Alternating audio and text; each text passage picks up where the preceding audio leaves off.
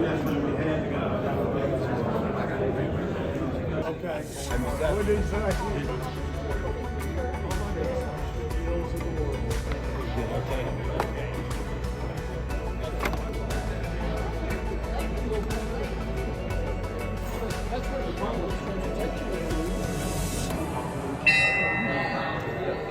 Kiwanis is a global organization of volunteers dedicated to improving the world, one child in one community at a time.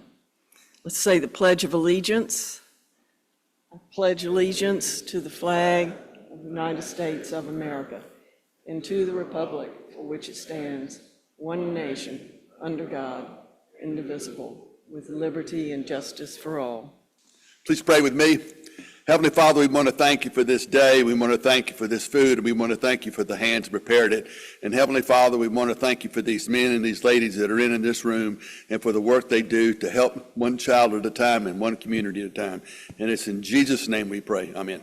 Up at this table up here. Up front, right here. I have guests today. The first one, Howard Taylor. If you will stand, please, Howard. He was here last week, and I introduced him to the club last week, and he has now filled out an application and provided a check. So, hey. Howard Taylor.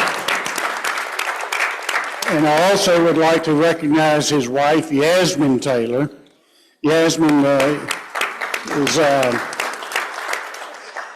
has a graduate degree in physiology from one of the universities in Costa Rica. She has worked some at Rex Healthcare at Wakefield until they closed in November, and then she's doing some work down in Cary and other places too. So Yasmin Taylor.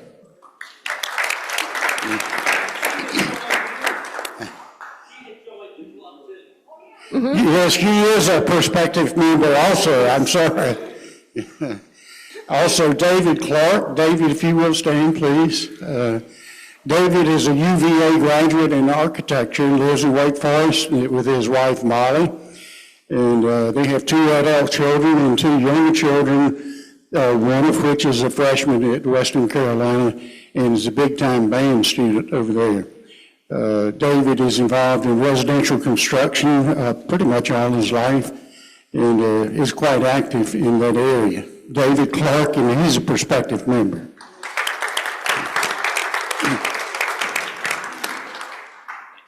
Birthdays, we have birthdays, 3, Fallon Hanley, Nick Fountain, and Sanford Bailey. Happy birthday.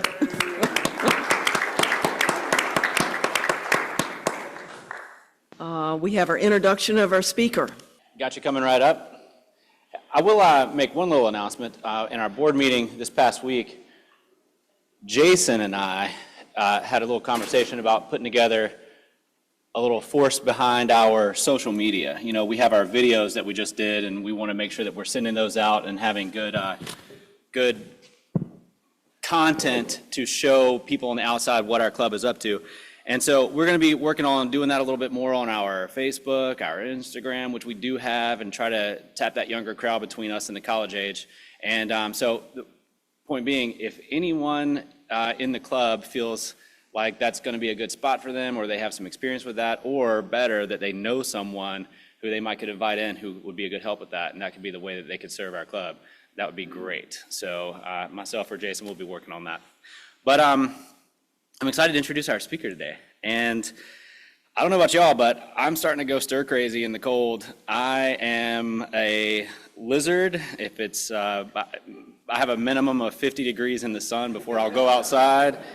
And so I'm really missing my Greenway walks, but through the magic of Kiwanis, since we can't go out to our parks this week, I've brought them to us today. So our guest speaker is Adam Forman. He's the Assistant Director of the Raleigh Parks and Rec and Cultural Resources Department, which is a big part of what he does, so let's don't forget that. Now, when I think of Parks and Rec, I think just the community centers, the fields, the greenways, but that's just because I'm ignorant. Those are the most highly visible tips of the iceberg, and after getting to know Adam a little bit, I realized that there is so much more to what he does, and so I'm looking forward to hearing him share a little bit about his work. He earned his bachelor's degree in economics and political science from the Colgate University up in New York, then got a master's in the same field from the University of Washington in Seattle. After that, he moved back to New York and worked as chief policy officer in the New York City Comptroller's Office, where he led significant transportation reforms, workforce development campaigns, and public-private partnerships. So pretty recently, after almost a decade-long career in leadership roles within New York City government, Adam moved here to work for our favorite, the City of Raleigh. And we're so lucky to have a person with his experience and passion looking out for our Parks and Rec and Cultural Resources Department. So let's give a good welcome to Adam Forman.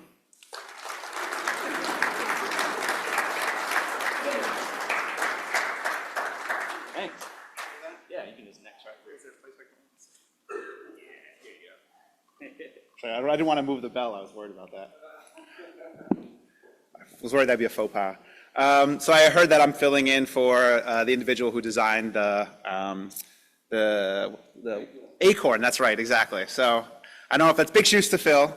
I will say that I am a big fan of all things squirrels across the Parks Department. We obviously have a big squirrel in Nash Square, but I'm going across the board. I feel like Buffalo is known for its buffalo. Durham has the bull. Like having a squirrel, having an animal that is really your feature is really key. So we're going big on squirrels throughout the Parks Department. As we know, we are the City of Oaks. It's only appropriate, acorns everywhere. So it's somewhat apropos that I'm here filling in those big shoes. So yeah, I found out about this on Wednesday. So a little late to the game, but hopefully this is a polished enough presentation for you all. I'm very excited to be in this room with all of you here, and a pretty important topic to share.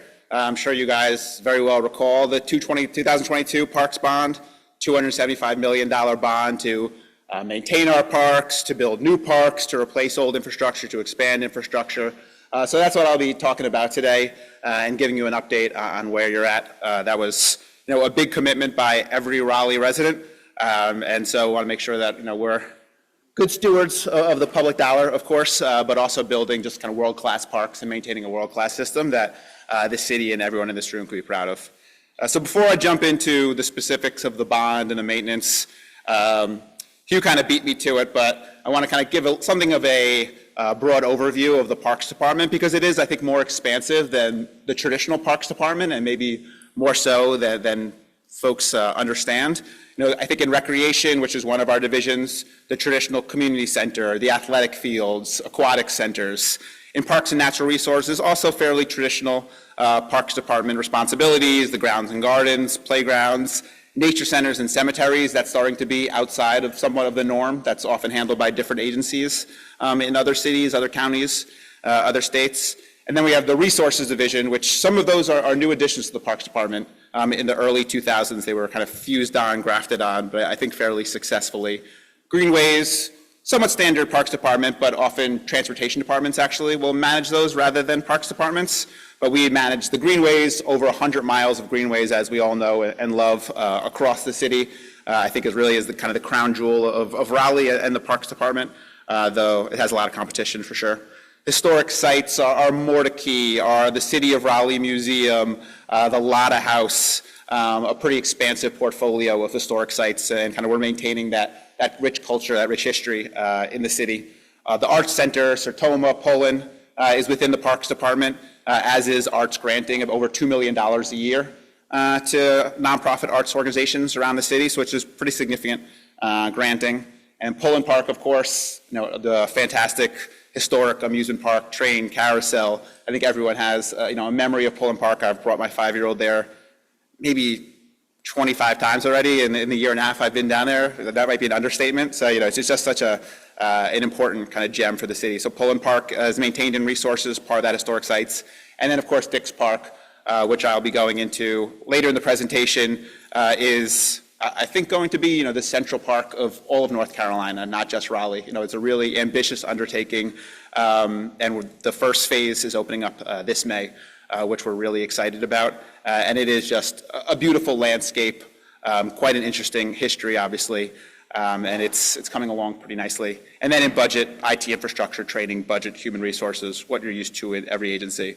But just to the reason why I bring this up is one, just the expansiveness of the portfolio, but also the diversity of the portfolio. This is billions of dollars of assets, that we maintain with very different needs. When you talk about historic sites versus an athletic field versus 40% of the budget at our art centers is HVAC because those kilns heat up so hot. It's not standard for a building. You're usually thinking 15% on HVAC.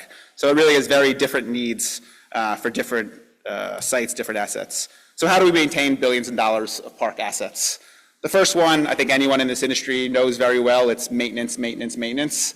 You want to extend the useful life of all this infrastructure, and that way is through maintenance. I think it's often overlooked. You hear this a lot, but people like cutting ribbons, they like new infrastructure. It's kind of the work behind the scenes often is the maintenance, but it is the most crucial work. Your capital budget is going to triple if you're not maintaining your ball fields, your tennis fields, your buildings, et cetera. And there's just an incredible, incredible work ethic. I think at the City of Raleigh, more than I've seen in any other city. You'll see a lot of infrastructure decay in other places.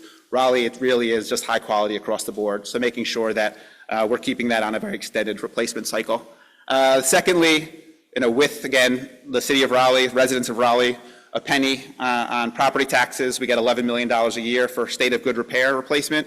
So that is, resodding fields, replacing, tennis courts, replacing HVAC systems. That's kind of state of good repair replacement. And then for the big infrastructure, replacing a building, extending a building, new parks entirely. That is the parks bond, that $275 million, huge investment. And I think for a long time, those parks bonds were taken for granted around the country, in North Carolina, locally in the Triangle. Everybody loves their parks. You put a parks bond on the ballot, people are going to pass it.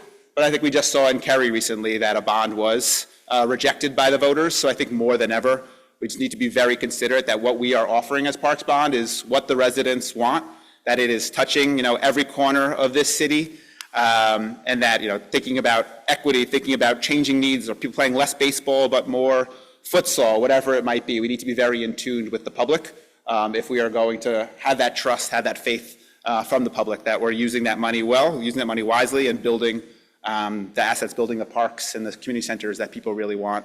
And I've been very proud of kind of the stewardship on that front. So the parks bond went in front of the voters in 2022, and just to give to all those things I spoke about in terms of geographic equity, in terms of demographic equity, in terms of the range of different resources and things that we are investing in. We were selected very, very conscientiously about what 22 projects we were going to do. Some of the spotlights, Chavis Park, a new aquatic center, Dix Park, the new kind of 30-acre play plaza, Neuse River Park, an entirely new park that they've been planning for since 1970. They've been talking about the Neuse River Park, finally getting it done with this bond. Sertoma Art Center, expanding it. I think our two busiest places, our two kind of highest grossing places in our entire portfolio are Sertoma and Pullen Art Center, just packed to the gills in terms of every class at those two. So expanding Sertoma Art Center like we did with Pullen a couple of years back. A new park, Smoky Hollow Park, which I'm very excited about. This is, daylighting an old creek that had been buried in a conduit underneath, parallel to Capitol Boulevard. We are going to pull that out of the conduit. We are going to bring that stream to the surface and build a new park, very adjacent to downtown, right off Capitol Boulevard. This is something I think cities around the country have been talking about. How do we bring back kind of the natural, that had been paved over for decades, in every city, in every county around the country. I think we were really putting a stake in the ground on that park. And it's not just the daylighting of an old stream that had been buried under a conduit, but also just the stormwater impacts of that. In terms of, we see with lots of development around this area, real stormwater, drainage, overflow of creeks.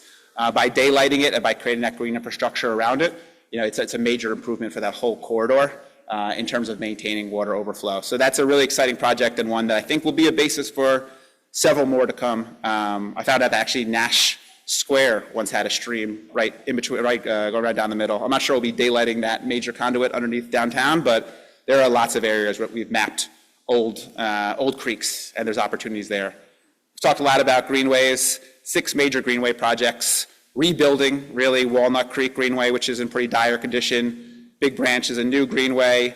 that we're building, and several other kind of major repair work. So huge investments in our greenways, and then Method and Tarboro community centers, not quite building it from the ground up, but massive expansions and modernizations of those, as well as 18 other projects. So those are just some of the highlights. And I just want to underline this: 73% of voters supported the Parks bond, which I think was a real testament to, hopefully, the faith folks have in Parks Department, how much Raleigheites love their parks and the Parks Department. So we take that very seriously. That faith in our department. So once we get this vote happens, that's not the end of community engagement and making sure that we're kind of maintaining that ear to the ground and knowing what people want and how they want it.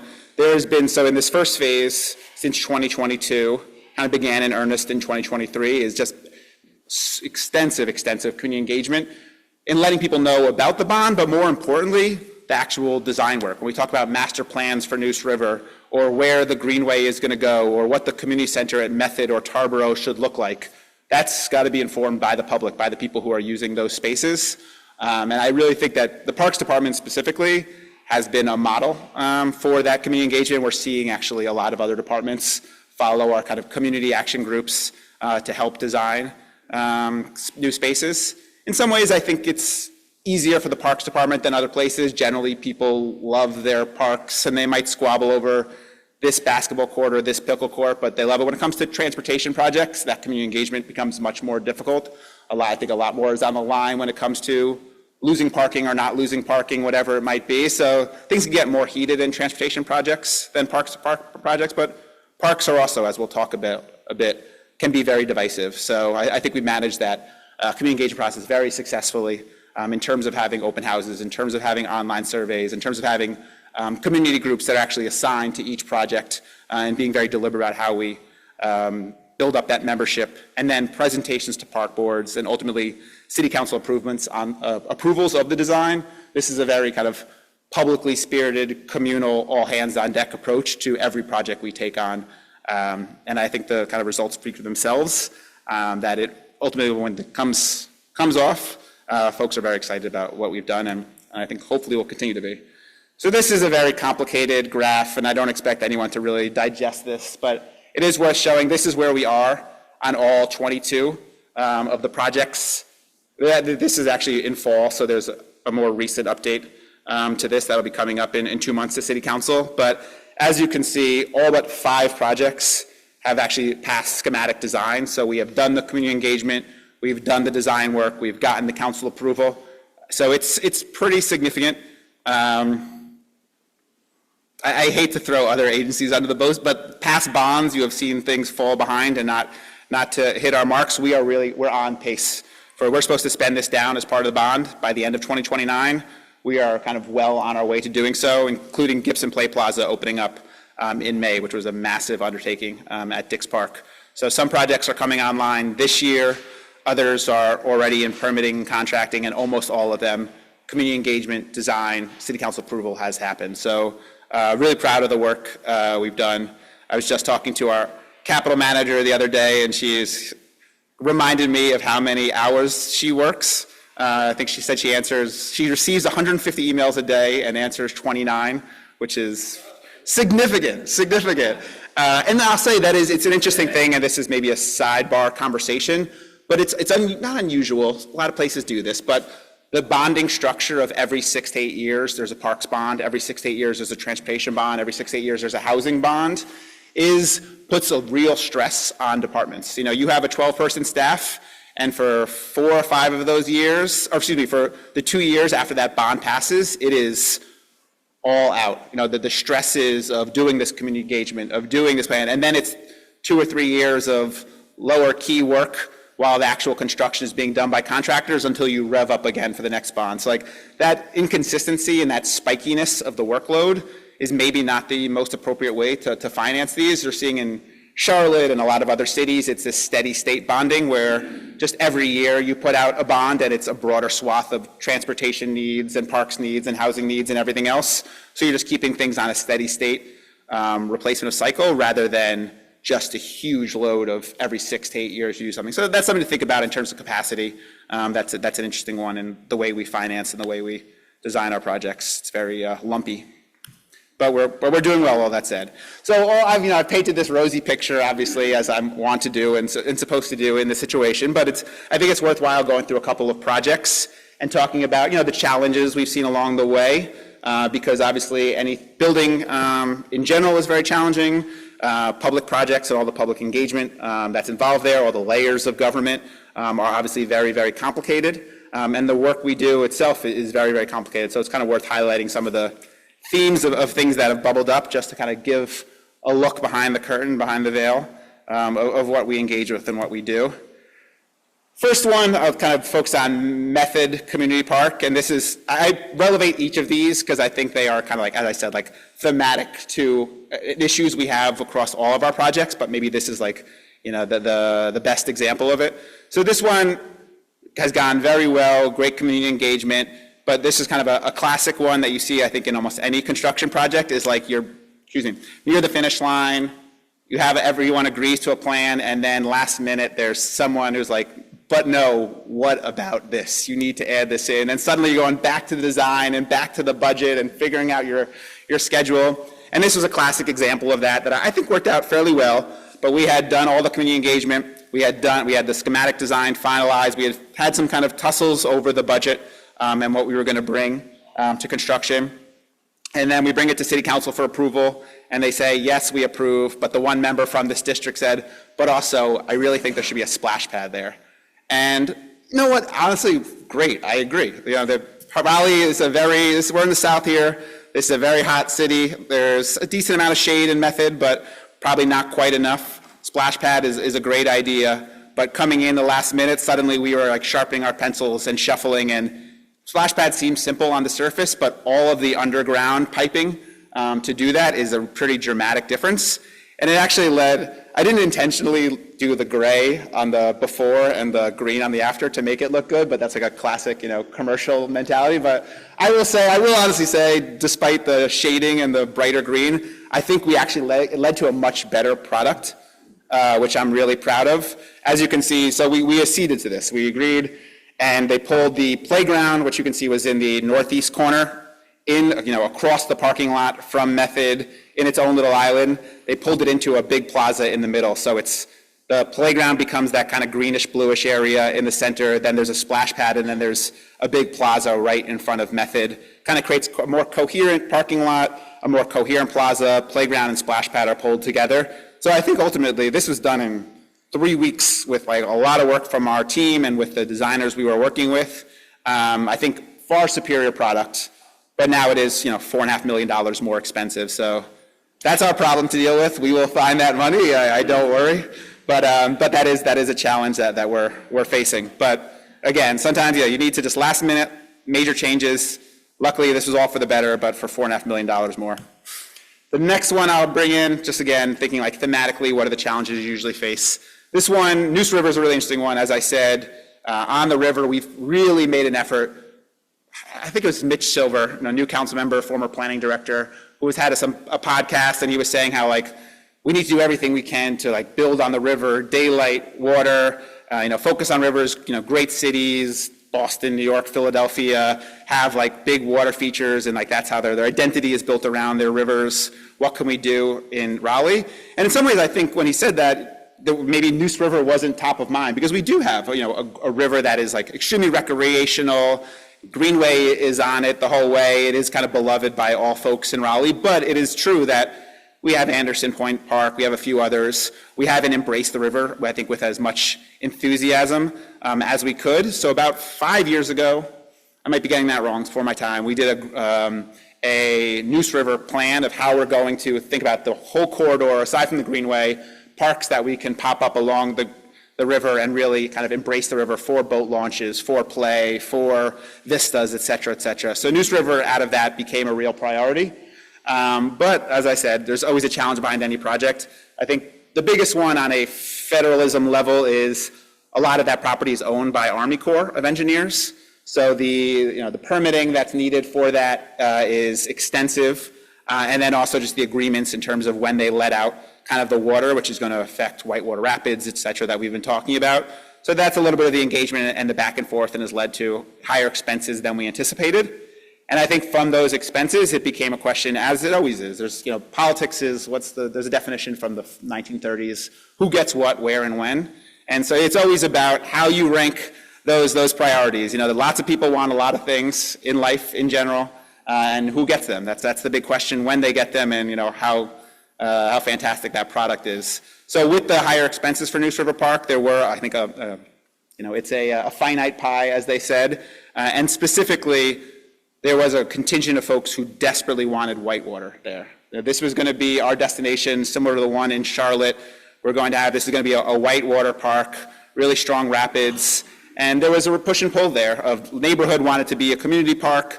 The whitewater folks wanted whitewater. Other folks wanted just trails and vistas, et cetera. And we actually got to something of like a hung jury on our community group, but we were able to kind of find a middle ground where it's not going to be rapids, but it will be recreational.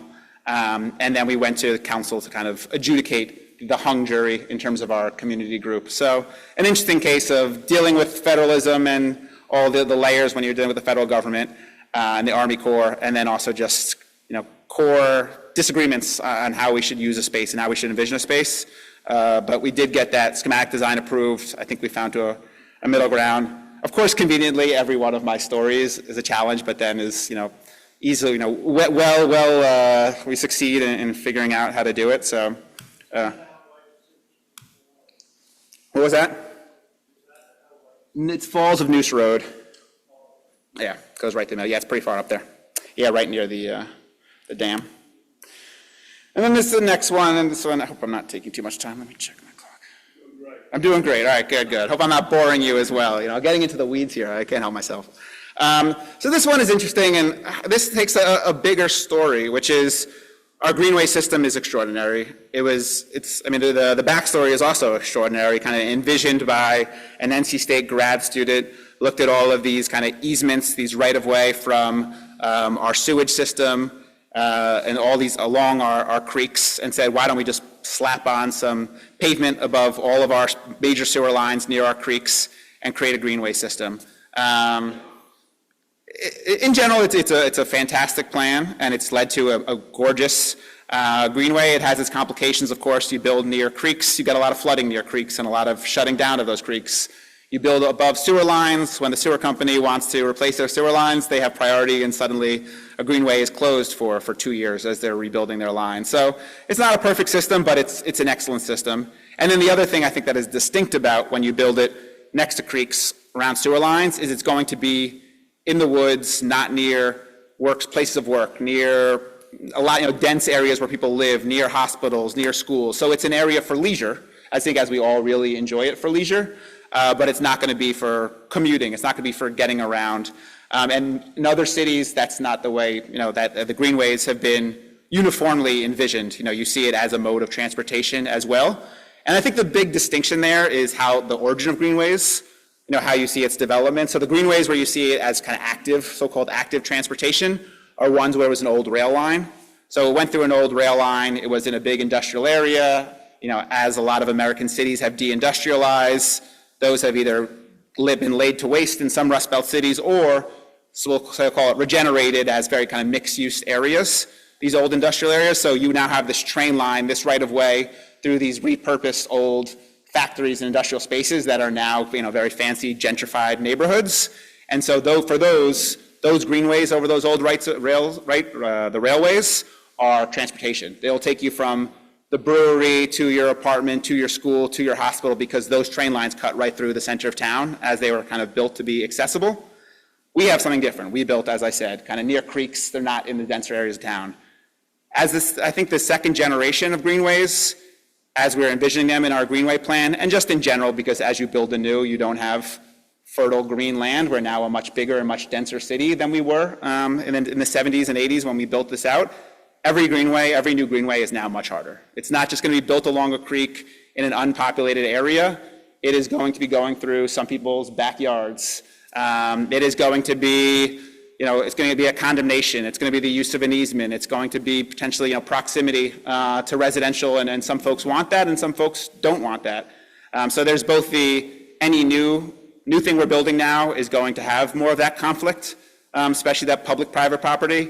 But then also, if we really do want to build something that is multimodal, that is about active transportation and getting from your home to school, from your home to work, from your home to errands, it means you do want to be building in denser areas of town and not just in the greenest parts of town. So if that is our aspiration, and we have decided to an extent that is our aspiration as part of our Greenway plan, which was city council approved, it means much harder, much harder conversations, and maybe, battles might be overstating it, but just to underline that, the politics of building new greenways is become more and more complicated, but I think, in my opinion, worth the fight, because I do believe that expanding our greenway system to new population centers is really important. Expanding our greenway system as our city grows is really important, and that active transportation of getting where you want to go is really important. So that's just a plug for, I hope, for all of your support. If we're near your backyard, say la vie, thank you for building this greenway. I appreciate this access, and I'll say you're welcome. We just built you a wonderful, new piece of infrastructure. And then so the last one, as I transition off that, is Dix Park. And this is another interesting one. Dix Park development has been going, I'll get into a kind of more specific soon, has been going very well. This new first stage of expansive playground and concessions and picnic grove and swings, that first area off of Lake Wheeler is nearly complete and will be open in May, and I think will really be a signature park in the whole region and whole state, and it's just the first stage of a massive redevelopment of the park. But as you know, Dix Park is an old mental health institution with 1.7 million square feet of building, square footage of building, so expansive building footprint, particularly on kind of the southern end. And I think there was an aspiration, I think it was very much part of the master plan to say which ones are salvageable, which ones are historically significant, which buildings would be a nice complement to the park, and which ones aren't. And so there was already kind of consideration of let's demo 50% and keep up 50% of the buildings. But it's been an interesting process to kind of get into. We want to use this old building to build offices for park staff, for Dix Park staff. And adaptive reuse is just sounds so easy. The building's already up. That's great. That'd be much cheaper than building a new. And I think anyone who's a builder in this room knows it's almost exactly the opposite. Just incredibly expensive adaptive reuse. And for the core reasons of old HVAC systems, old buildings, all of the, asbestos, et cetera, in the walls and old paint. So there's the core reasons that they're old, and obviously not ADA accessible, and we need to be building up to ADA accessible for any public infrastructure, which is extremely expensive. But then secondarily, all of these buildings run on a central steam plant at Dix Park, which is going to be decommissioned. So now we need to run new lines to every single one of these buildings in terms of gas, actually particularly hot water and gas as well for HVAC and for hot and cool water. So just, the infrastructure that needs to be built underneath these, the new HVAC systems, and then the total kind of internal rebuilding, it's very much changed our calculations of what is salvageable versus what we should build anew, or should we demo more, which is not a bad problem to have. A park is supposed to be a very large open green space, so having to knock down a few more buildings and have even more expansive green space is a good problem to have, but it's been an interesting dilemma in terms of what is cost effective versus what's the reality. So that's that. Those are the challenges that we're facing, just a few of them as we get through. And I did want to just center on Dix Park because I really do believe it is just such an ambitious and exciting project in this city, and hopefully everyone feels very proud of and feels ownership over, because it is not just a community park, it is the park for the city of Raleigh and I think for the entire state, both very soon, but definitely as it's fully built out. So this has been a good year for Dix Park, and this is going to be, I think, really a hallmark year for the park. Some of this is capital related, some is not, but we have this great artist in residence, a landscape architect who's going to be doing interesting projects around the park. Healing Garden, this beautiful garden we just finished building. The stone houses, which are the old headquarters of the people who ran the mental health institution, have been re-upfitted last year, but now the House of Many Porches, another beautiful space, is going to be upfit with a playground and with more bathrooms, more accessible on kind of the northern end, closer to NC State. Rocky Branch, Downtown Gateway, complete. We just contracted out for the final design and construction for that. So that is coming in the next couple of years. These things take a long time. But yeah, extending the new Greenway, but also opening up that river to be a real water feature, turning it into a lake with boardwalks throughout that entire stretch going along Western Boulevard. And then, yeah, demoing a lot of buildings, Chapel Solar. But the big one, I think, is that second bullet on the your right side. Oh, excuse me. No, Gibson Play Plaza in bold. Gibson Play Plaza opening, I think, is just going to be a landmark for the park. And I'll kind of give you guys a little preview of it. Let's see if this works. I'm somewhat doubtful. But this is a couple months ago, so we're even farther along in construction. Obviously, if we're opening up in May, we got to be pretty close. But I'll give you a little look-see, kind of where it's at and where it's going to be. We're standing at the site of the Gibson Play Plaza. This space is well on its way to transform into an exciting destination for families and visitors alike. We're counting down to the spring of 2025, and we can't wait to share with you what's coming.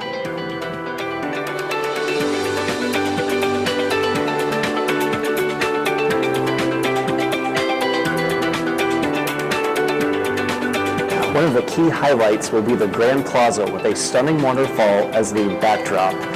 This area will be perfect for community gatherings, festivals, and performances. If you've got kids or are a kid at heart, you're going to love the adventure and water play areas. We're talking about multi-level play gardens, slides, climbing structures, and even skywalk connecting towers. We'll also have the picnic grove. It's the perfect spot for families to gather, with picnic tables, grills, and umbrellas. And connecting the Gibson Play Plaza to the beautiful grove is the Swing Terrace, offering amazing views of Raleigh's skyline and century-old oak trees. We're so excited for the space to come to life, and we hope you are too. Mark your calendars. Spring 2025 will be here before you know it. All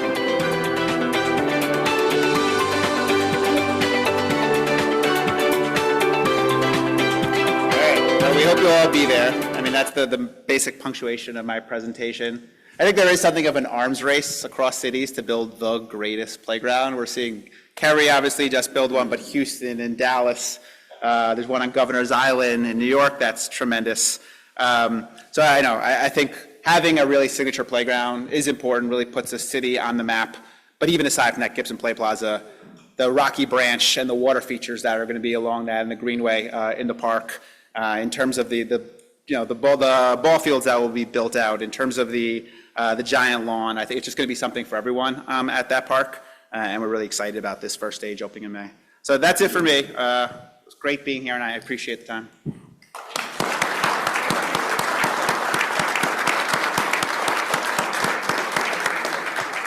This has been excellent. Excellent. And each week we present a children's book to Read and Feed, which is a program where it provides meals, tutoring, and books for children from low-income families in Wake County. It's an excellent program, and we would like for you to sign it, and we'll be giving it in your honor. Thank you again, and we wanted to thank our guest today, Howard Taylor, second visit, and have our fingers crossed that you'll make the third one and be a member. Thank you so much. And Yasmin, your lovely wife, and David Clark, a prospective member, and we thank you all for coming today. And that's it, and thank everyone for being here, and have a great weekend. Thank you so much, it's great.